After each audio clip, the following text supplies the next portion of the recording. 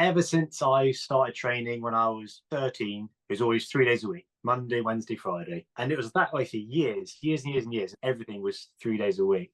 I that for years, and I think that probably contributed to my muscle density. And I think around the World Championships, the WNBF Worlds in America, I went to a seminar with Neil Hill. I had a good chat with him afterwards, and I asked him to give me a bit of an appraisal, and he was pretty impressed. He thinks, in his opinion, now it'll be better to go to 4 days. So I went from 3 days to 4 days. So I was training again. This was only say 10 years ago. Prior to that, everything was 3 days a week. So I moved to 4 days a week. I think my body was ready for that. So sessions per week went up. So I think the intensity went up. But also I think I need to be in a more of a bodybuilding zone opposed to the compromising one where I was strong, but I wanted everything to go into bodybuilding. I noticed the difference. I think as I progressed through my competitions, I think every season I felt, and people fed back to me, that I was improving.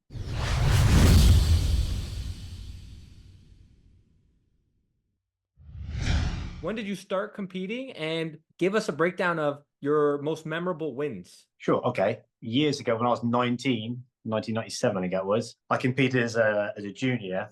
I felt I looked great, but I had no experience of posing or competitions. So I turned up and I wondered why everyone in the crowd was cheering my number. I still remember the number 3. Everyone goes, "Come on, number 3, come on." I was literally just stood there like I was waiting for a bus. We were doing quarter turns and I was stood there. I should have won, and I came third. I went back into the seat and I watched the rest of the show. Never been to a show before. And I just sunk into the chair because I couldn't realize how I was standing compared to everyone else. So that scarred me for years. And then I decided to try and put those demons to bed. And I came back as a novice. I won my class in my regional. I went to the Britons and I did pretty well. I came 4th in the British finals, which is pretty good. At the time, they didn't separate the body weights. So a novice was just a novice. Because I was only sub 60 kilos and other guys were 80, 90 kilos, I gave away too much. So I said to myself, okay, and now I know that I can mix it up. I should really compete as a lightweight. So I did that in 2012 and I won. Great. So I did the British finals and I won that. All right. So maybe this should be pretty good. So then I got invited to the World Championships. That was in Slovakia. That was in the UIBBN. And I came second in that. So I thought, I've gone from seeing I'm going to get on as a lightweight. Now I'm in Slovakia, and I came second because I didn't realize, again, it's my own naivety really, that it's a French federation. So they're calling out these commands in French, quarter turn, bicep, whatever, in French. And my French is not great. So I had to wait for everyone in the line to move, and then I copy them. So because I'm always like a half a step behind, I kind of lost out on that. Second's still good, and I should have been happy, but I never am. So I did it again the second year, won the British, went to Paris this time, and I won the Paris. I was pretty happy with that. So the Paris was, you're talking about the world, not the World Championships again. Yeah. So I won the British. So I'm 2-time British champion now. And that took me to the MPA team again to go abroad, which is that year was in Paris, which is a great opportunity. I'm so grateful now looking back at the trips I've had, all expenses paid trip to Paris, great place. Got a picture of me with my shirt off in front of the Eiffel Tower, nice. Really great stuff. And I won that. Wow. So and that's the UIBBN World Championships. That's correct. Yeah. Fantastic. Okay. So another former world champion. Okay, I didn't know that. So because I know that Ian Duckett, who are you familiar with Ian? Yeah, I know Ian, yeah. He also won the UIBBN World Championships at one point. And then Rob Fisi also won the UIBBN World Championship. Yeah, so I'm assuming now, actually, I don't want to assume, but would you say that the UIBBN is more popular as a World Championships in Europe? At the time, it certainly was, yeah. I know federations, you got proliferation, federations coming and going, but at the time, yeah, it was pretty well regarded. Right. So that was 2013, and now I should have been happy with that, but I wasn't. So I thought, well, no one's won the NPA lightweight title 3 times. No one's ever done that. They have, maybe as middleweights or heavyweights. As a lightweight, no one's ever done it. So I'm quite a hard critic on myself, and I thought, well, I'm not denigrating anybody's achievements, but 1 time, maybe you're lucky. 2nd time, okay. 3rd time, it's cemented. It's the Phil Heath 3-peat, So let's do it. Let's do the dance again. So NBA British Finals, I won that. So first lightweight to win it 3 times. And then I had an opportunity. I competed in another federation as well, the UKDFBA. I competed with those as well because they were affiliated with the WNBF. So I thought, I've done UIBBN twice. Maybe just to put the tin hat on it, let's try a different world body, which, I mean, depends which camp you're in. Some say which is stronger than the other. So let's put it to the test. So I went to America this time. It was in Atlantic City with the UKDFBA team. So I competed as a novice and I won that. Because I won it, the novice category, and you meet certain criteria like X amount of competitors in your class, you get the opportunity to get a pro card. So that's how I won my pro card.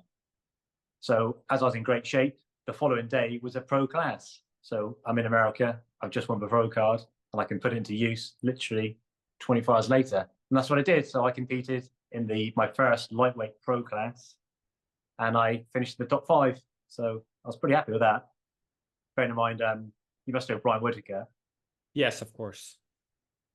He's obviously there, and he won. So yeah, it's kind of like top 4, really. Top 4 and Brian, you know. Of course. And was that the first time ever competing with the WNBF at that time as a pro? Yeah, it was. So I've done 2 times UIBBN, and I wanted to say, well, let's just see what WNBF is all about.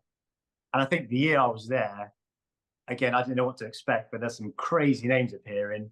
And I think 2015 was a really strong year. Everybody came out of the woodwork and decided to compete. I think that was the year Siobhan Cunningham was also there. Was that right?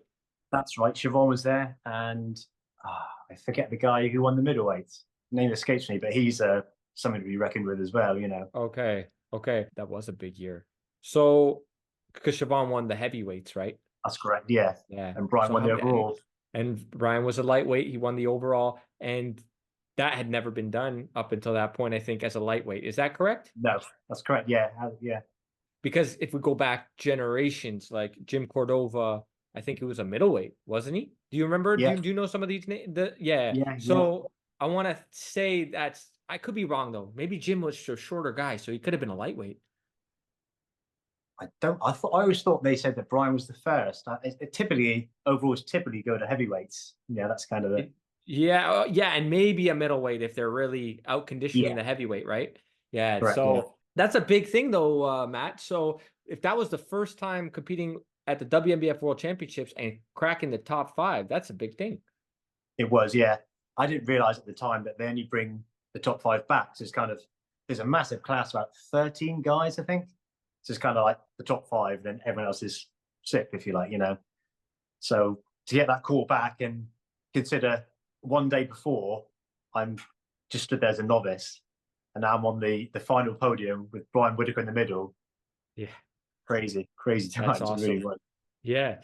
How many competitors were there in the lightweight class? Can you remember how many you think there were? I think in the pro class and the amateur class the day before, they're both about the same. There's a big class of like 13 guys, rings a bell. Okay.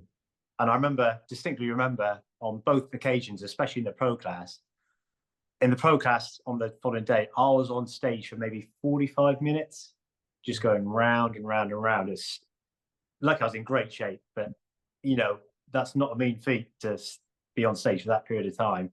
And everyone's in the same line. And also you've got a case of dropping back and catching your breath. We all shared the same line, and everybody's just going round and round and round. It's really, really tough task. What do you think about the difference between the UIBBN World Championships and the WNBF World Championships? Was the WNBF far more competitive, do you think, or was it just a different experience completely? If I'm being brutally honest, I think maybe the WNBF had the edge. And certainly that year, 2015, was an insane year. So I think my only experience was a year that was maybe higher than average, perhaps, or maybe that is the standard. But when I look back at the names like Siobhan, incredible athletes, all on the same day. Yeah, we're talking 9-time world champion Siobhan Cunningham, 6-time world champion Brian Whitacre. Overall, that's the lightweight, and then won the overall and the Yorton Cup. I think that was the same year he won the Yorton Cup too. So he was a 2-time world champion. And the overall, he won the. So it was the lightweight overall WNBF Worlds, and then lightweight overall the Yorton Cup World Championships as well. So that was that's a big year for him. And I think he retired after that. and then came back like later on, like in like 2019. Yeah, I think he had some issues. He had some surgeries, like maybe something with his hip or something. I remember I did speak to him a little while after that, and he had some issues, like physical issues. with his knees. Yeah, I remember that. That's accurate what you're saying now, because I remember that. But he did come back and he competed in 20, I want to say 18 or 19 at the Orton Cup. Did you know about that? Yeah. I was surprised to see him because he sort of came out of the woodwork. Really, no one was expecting him. Nobody knew. No, after everything he went through, I think that was his year, 2015. That he pre-set himself. That was when his absolute peak, his pinnacle. Yes, absolutely. I'm sure he's not done. I'm sure we're going to see him again. I have a feeling. With those genetics, he's never done. That's it. So after that, did you go back and compete at the WNBF Worlds again, or what happened after 2015? So I took a year off, and then I came back in 2017. So the UKDFBA is the UK affiliate to the WNBF, and they held international, I think they refer to it as, in the UK. So 2015, I did a pro international, which is held in UK where I live. That was a great lineup. Again, I recognised a lot of the guys from 2015, and it was I think that's probably my best ever package to date. I think the package I brought was my best ever, and I came second. So again, it was a great achievement. It's literally like 1 point in it, I think, which is just how the sport goes. But yeah, but it's yeah, absolutely, because it's, again, you could bring your best ever package to date, but then it's who shows up on that specific day, right? Yeah. And if it's 1 point, then either I win by a point or I lose by a point. So if it's those margins, then you have to accept. For sure. And have you done anything since, as far as the competitive side goes? No, COVID kind of put the kibosh on a lot of things for me. I don't agree with competing every year in, year out. I see people who do that. Not everybody, but I see a lot of diminishing returns. So I think you can't really recover and improve if you're bouncing back from a previous competition or season. So it was going to be 2019-20, and then COVID, and I wasn't prepared to risk going through a massive prep and then it gets cancelled, because shows are getting cancelled all the time because there's such an air of uncertainty. And then when I was thinking about doing it recently, we had a few family issues and personal issues at home. So obviously I wasn't prepared to, again, go through 20 weeks of dieting or whatever it might be. Yeah, it's understandable. So how old are you now? I'm 45 now. Okay. So you got some time to continue. If you wanted to, you could keep going back, right? Yeah. Like it's not over, I don't think. No, I think I still look pretty good. I still, for the most part, diet well. I don't restrict myself, but it's just inherent in me. I always train the same. People ask me, just because I don't step on stage doesn't mean my life doesn't change that much. And I honestly think I've made improvements since my last outing. I had a plan of attack at the end of 2015 and at the end of 2017. I think as hair as I've developed, there's only one way to find out for sure, obviously. Right. But I still try to improve myself. And we're gonna get into all that training stuff. That's always fun for me and the listeners. But before we do, what I wanted to touch on was what attracted you about competing specifically? Like, why did you get into it? Like, if I look at a lot of people that get into lifting, typically it's not with the ambition to right away want to compete. Maybe I have that wrong though. Maybe people are attracted to lifting because of the competing. It wasn't like that for me. But what about yourself? I'd be curious. I've always loved bodybuilding, even when I was at school. When people were, smoking behind the bike sheds, I was in the school gym. Yeah, I've always loved it. I've always loved the look. It's all about the aesthetics for me. Competing was something I'd never really considered, but I was in my gym at the time, and maybe in a vest, maybe I'd have a shirt off, I don't know. And a couple of guys sort of looked at me because my physique kind of gets revealed when I sort of derobe, if you like. And they looked at me and thought, "Have you ever thought about competing? Because you should." And I was like, "No, not really." And I did. And then I know the first time I came third, but a lot of positive feedback came off the back of that. So that's kind of where it started. I do enjoy competing, but it's not, I know it's a big sacrifice and it's a lot to compete. Also, that. So my love is always the training and looking good. And then stepping on the stage is a byproduct of that, really. Let me put it this way. When you're competing, right, when you're getting ready for a contest, the mindset to do that? Like, I'm sure there's a mindset shift from off season to in season, because as you get closer to the show date, you're leaner, maybe the energy levels are dropping. How do you stay motivated to train? Is it because you know you have this contest date and that's what keeps you wanting to go to the gym tired, fatigued? Because that's inevitable, right? When you're preparing for a contest and you're so lean, you got to go push yourself in the gym. Even if you are doing, let's say, on the lower frequency side of things, I don't know how you train specifically, but I think because of when I read back some of the posts from Ben Howard, and that was a while ago. So, but not to get into it fully, but is it more of a lower frequency, higher intensity approach, similar to like Ian and Ben, or is it a completely different approach from that? It's the same, but everything gets intensified a little bit. So everything gets just turned up a little notch. I'm pretty consistent with how I approach everything. A good thing to try and, for all the listeners to try and bear in mind, is you want to compete, that's fine, that's great, that's your prerogative. But you need to decide why you're doing it and why you're there and what the end goal is.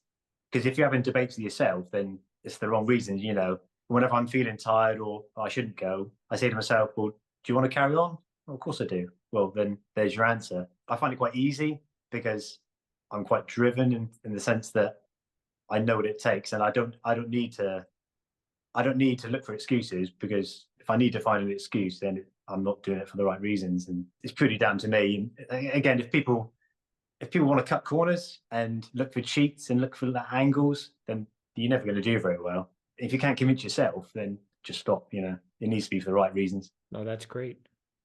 What motivates you to do this at this point? You're 45 now, even from the competing side, but also from just the training side. 45 years old, not like you're old or anything, because talking to guys who are much older still doing it. And yeah, that's inspiring, of course, and encouraging. But even at 45, what is it for you specifically that motivates you to step in the gym and train every single day? Or not every day, but you know what I mean? Approach it sure. every day with the approach of the nutrition, the training, keeping it all intact. What is that for you?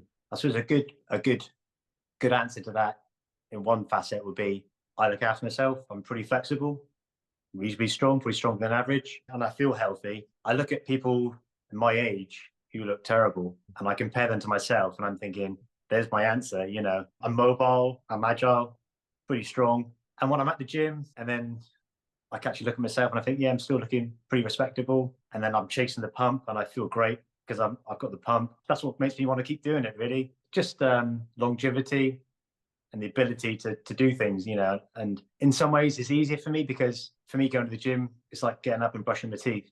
It's something that is part of me. It doesn't define me, but it's something I enjoy doing and something that I like to do. No, that's great. You know, it's interesting because people, or at least I've come across a lot of people or posts or what have you, information put out online, that people like to diss ego. But I think, and maybe ego is not the right word in this context, but I think it is context specific, because you mentioned something there where you said, you know, I look at other people and maybe they're looking terrible, they're not taking care of themselves, and that makes me feel pretty good that I'm doing that, right? But I think to myself, well, is it because I look better than them, that's why I feel like I want to keep going? Or, you know, there's a few ways it could be looked at, but I'm like, who cares, right? Like, if that's keeping you in the gym doing the healthy thing, right? That's all that matters at the end of the day, right? If that's what motivates you and excites, even if it's for vanity reasons, right? Like, for reasons like where you think, I just want to look good, like, what's wrong with that, right? So aside from the health reasons as well, of course. But what do you think about that, though? I think you're right.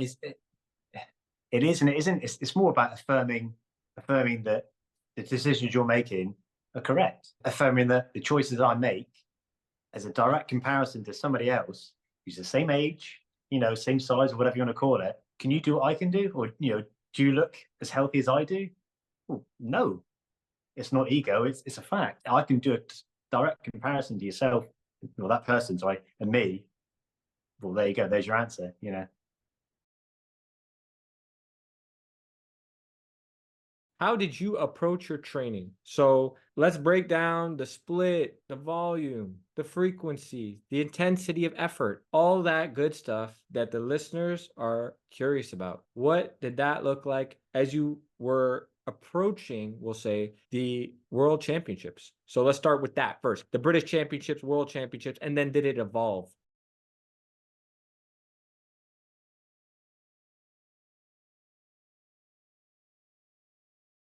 you.